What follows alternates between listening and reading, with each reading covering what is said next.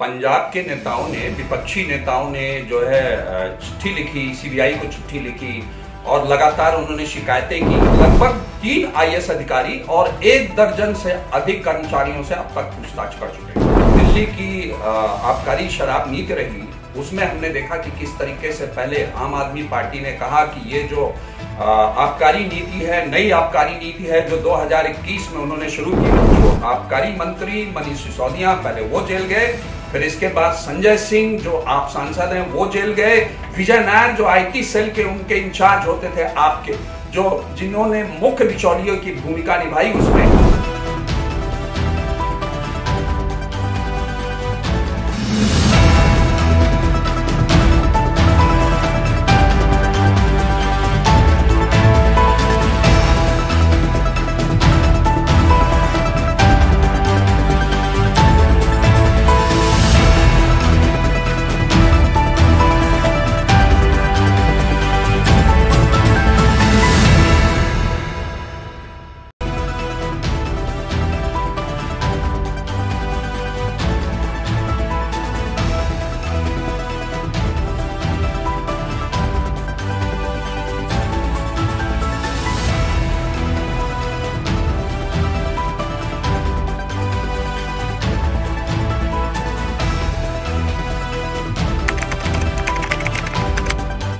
नमस्कार। दिल्ली के शराब घोटाले के बाद पंजाब की जो शराब की आबकारी नीति है वो जांच के दायरे में आ गई है। न केवल विपक्षी दलों ने इसकी जांच की मांग की है, बल्कि पंजाब और हरियाणा हाई कोर्ट में एक याचिका दायर कर जो पंजाब की आबकारी शराब नीति है उसको रद्द करने की मांग की गई है। और इसमें आपको कोई आश्चर्य नहीं होगा अगर कुछ समय बाद ये सुने कि ईडी ने जो पंजाब की शराब नीति है उसकी जांच शुरू कर दी है और कई रसूखदार नेता, वहां के मंत्री और यहां तक कि सरकार में बैठे हुए कद्दावर लोग भी उसकी जांच के दायरे में फंस सकते हैं। और मैं ये बात इसलिए कह रहा हूं क्योंकि जो पंजाब की शराब नीति है उसके तार दिल्ली की शराब नीति से जुड़ रहे हैं और जो पंजाब की आबकारी शराब नीति है वो दिल्ली के तर्ज पे बनाई गई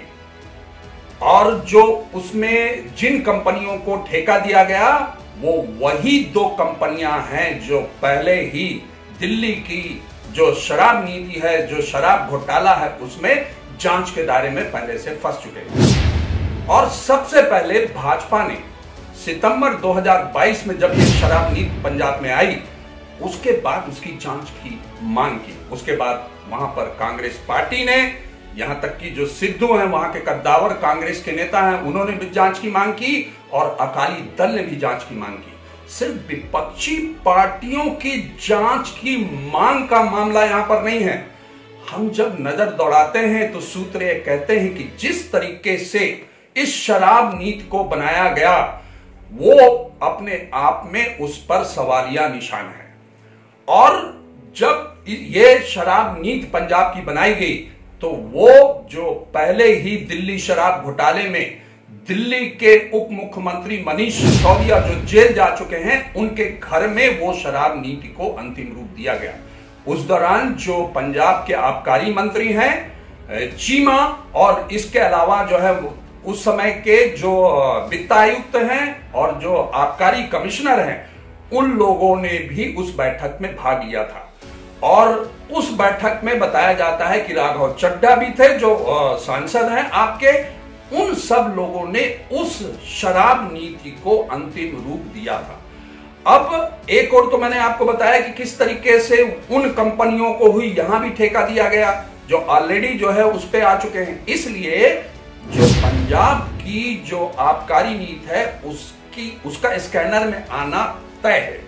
और भी कई उसके कारण हैं जो मैं आपको बताऊंगा कि क्यों उस पर लगातार जो है संकट के बादल मंडरा रहे हैं, जांच के दायरे में वो हैं और लगातार जो है जो विपक्षी दल हैं वो इस बात की मांग कर रहे हैं कि वो ईडी और सीबीआई एफआईआर दर्ज करे और जितने भी वो कहने के मतलब साक्ष्य हैं उन साक्ष्यों की जांच करें और जांच के आधार पर जो है इस पर काम करें। देखिए, जब पंजाब के नेताओं ने, विपक्षी नेताओं ने जो है चिट्ठी लिखी, सीबीआई को चिट्ठी लिखी और लगातार उन्होंने शिकायतें की, तो उसके बाद जो है जो केंद्रीय एजेंसियां उन्होंने जांच शुरू की और लगभग 3 आईएएस अधिकारी और 1 दर्जन से अधिक कर्मचारियों से अब तक पूछताछ कर चुके हैं और वो सिलसिला अभी रुका नहीं है। अचानक जो है हमें पता चलेगा कि जांच में कुछ नए तथ्य निकल करके आए हैं और हमने देखा कि जो दिल्ली की आबकारी शराब नीति रही, उसमें हमने देखा कि किस तरीके से पहले आम आदमी पार्टी ने कहा कि ये जो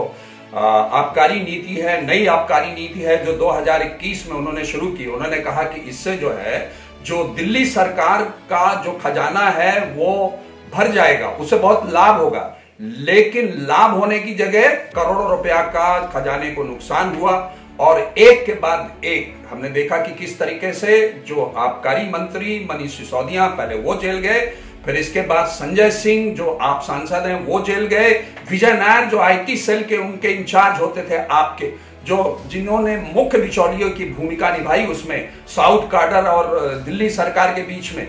उन्हें भी जेल जाना पड़ा। और अब दिल्ली के मुख्यमंत्री जिस तरीके से ईडी ने लगातार उनको 9 सम्मन भेजे और 9 सम्मन भेजने के बाद वो उपस्थित नहीं हुए, उसके बाद उन्होंने उनके आवास पर जाकर उनसे न केवल पूछताछ की बल्कि उन्हें गिरफ्तार कर लिया। और गिरफ्तारी के बाद जिस तरीके से बड़े ही नाटकीय अंदाज में जो है जो आप है और कांग्रेस है, सभी लोगों ने इसको गलत बताया। एक पार्टी जो भ्रष्टाचार के मुद्दे पर पूरे देश में आंदोलन खड़ा करती है, इंडिया अगेंस्ट करप्शन मूवमेंट चलाती है पूरे देश में और उससे निकलकर एक पार्टी आती है, पार्टी बनती है। लोगों को लगता है कि जो दल एक ऐसे आंदोलन से निकल के आया है जिससे लोगों को बहुत उम्मीद थी, वही दल एक बार जो है भ्रष्टाचार के आरोपों से घिर जाएगा, उसमें डूब जाएगा, वो बहुत आश्चर्यजनक है। जिस तरीके से हमने देखा कि दिल्ली में जो शराब नीति है वो जांच के दायरे में आई, उसी तर्ज पे बनी हुई जो पंजाब की आबकारी नीति है उस पर जांच की जो है बादल मंडराने लगे हैं। ये बात मैं इसलिए बार बार कह रहा हूं कि अचानक हमें पता चलेगा। देखिए होता क्या है कि जो एक ऐसी कंपनी जो ऑलरेडी फंस चुकी है जो है दिल्ली के शराब घोटाले में, उसको आप 40% शेयर उसको दे रहे हैं उसी शराब नीति में और लगातार उस पर जो है अधिकारी सवाल उठा रहे हैं, नेता सवाल उठा रहे हैं, लेकिन जो आपके सांसद राघव चड्ढा हैं वो लगातार जो है पंजाब की जो नई शराब नीति है उसको जस्टिफाई कर रहे हैं कि वो बहुत अच्छी है, उससे 10,000 करोड़ रुपए का फायदा होने वाला है राजस्व का। वो ऐसी जो है इसके पीछे जो है कारण उसका बता रहे हैं, इसलिए वो शराब नीति ठीक है। और उनका तर्क ये भी है कि जो शराब नीति पंजाब के लिए अच्छी हो सकती है वो दिल्ली के लिए कैसे खराब हो सकती है। अब ये जो राघव चड्ढा का बयान है और इतने नेताओं के, आप नेताओं के जेल जाने के बाद, लगातार जो है सबूत मिलने के बाद जो है ये जो उनका बयान है बहुत हास्यास्पद प्रतीत होता है। और देखिए जब जो मैंने बताया कि जो वहां के वित्त आयुक्त थे उस दौरान और जो आबकारी सचिव वो आयुक्त थे, उन दोनों ने ये मना किया था कि ये जो आबकारी नीति है वो हितकर नहीं है, ना तो सरकार के लिए हितकर है ना लोगों के लिए, इससे बेरोजगारी फैलेगी। फिर भी उनकी बातों को अनसुना कर दिया गया। और देखिए एक बात और बता दूं, जो वहां के एक मोहाली के विधायक हैं कुलवंत सिंह, उनके यहां जो है छापेमारी की गई और छापेमारी के बाद ऐसा बताया जाता है कि कई महत्वपूर्ण दस्तावेज भी बरामद हुए। हालांकि जो विधायक है उन्होंने इस छापेमारी को बहुत ही रूटीन छापेमारी बताया, रूटीन जांच बताया, लेकिन जो जानकार हैं, सूत्र हैं, वो बताते हैं कि कई रसूखदार नेता और अधिकारी इसमें फंस सकते हैं। एक चीज मैं यहां आपको और बताना चाहूंगा कि जो दिल्ली की जो शराब नीति थी, आबकारी नीति शराब को लेकर के, और उसमें जो घोटाला हुआ, उस घोटाले में एक चीज निकल करके आई कि इसमें पैसे का लेन देन हुआ। जो साउथ काडर की नेता है जिसको ईडी ने गिरफ्तार किया, के कविता ने इस बात को स्वीकार किया कि इसमें 100 करोड़ रुपए की रिश्वत का लेन देन हुआ है। और हमने ये भी देखा, ये बात भी स्पष्ट हो चुकी है कि किस तरीके से आम आदमी पार्टी ने घोटाले में मिली राशि को, जो पंजाब विधानसभा का चुनाव है, गोवा विधानसभा का चुनाव है, वहां पर उसने उसको लगाया। अब इस समय चुनाव की घोषणा हो चुकी है, पूरे देश में जो है चुनाव का माहौल है। इसी दौरान जो पंजाब भाजपा के प्रदेश अध्यक्ष हैं सुनील जाखड़, उन्होंने एक प्रतिनिधि मंडल लेकर के चुनाव आयुक्त से भेंट की और उन्होंने जो ये पंजाब की शराब नीति है उसको रद्द करने की मांग की। उन्होंने कहा कि चूंकि पूरी जो शराब नीति है वो दिल्ली की शराब नीति से प्रभावित है और पूरी तरीके से उसका जो है परस्पर उससे जुड़ाव है, ऐसी स्थिति में इस जो नीति को है वो तुरंत रद्द किया जाए, ये एक मांग की गई। लेकिन आम आदमी पार्टी बिल्कुल इस बात को मानने को तैयार नहीं है। उसका कहना है कि ये जो पंजाब की नई शराब नीति है वो बहुत अच्छी है, वो उससे राजस्व प्रदेश का बढ़ रहा है। पहले जो राजस्व जो है सिर्फ 6100 करोड़ रुपए का था, वो बढ़ करके 10,000 करोड़ रुपए का हो गया है। ऐसी स्थिति में इस नीति को बिल्कुल रद्द नहीं किया जाना चाहिए। लेकिन दूसरी ओर क्या हो रहा है, जो 2024 और 25 की शराब नीति है, जिसके माध्यम से पंजाब सरकार ने जो है लॉटरी के माध्यम से जो है जो लाइसेंस देने का निर्णय किया है, और उसमें जो लाइसेंस की फीस होती थी वो 3500 रुपए होती थी और सिक्योरिटी मनी के तौर पर उसे जमा करना पड़ता था। और अब लेकिन उसे बढ़ा करके सरकार ने जो है 75,000 रुपए कर दिया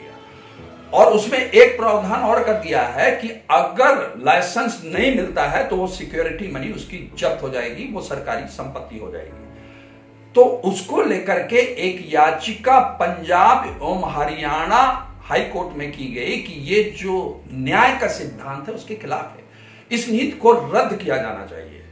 तो कहने का मतलब यह है कि इसमें कोई आश्चर्य नहीं होगा अगर आपको कुछ समय बाद ये सुनने को मिले कि सीबीआई और ईडी ने एफआईआर दर्ज कर पंजाब की इस आबकारी नीति की जांच शुरू कर दी है और कई रसूखदार नेता, मैं यहां पर अभी किसी का नाम नहीं लेना चाहूंगा, लेकिन जितने भी मंत्री और अधिकारी इस नीति को बनाने में, लागू करने में शामिल हैं, उन सब पर जो है जांच की और जेल जाने की तलवार लटकी हुई है। आज के लिए बस इतना ही, फिर मिलते हैं एक नए मुद्दे के साथ।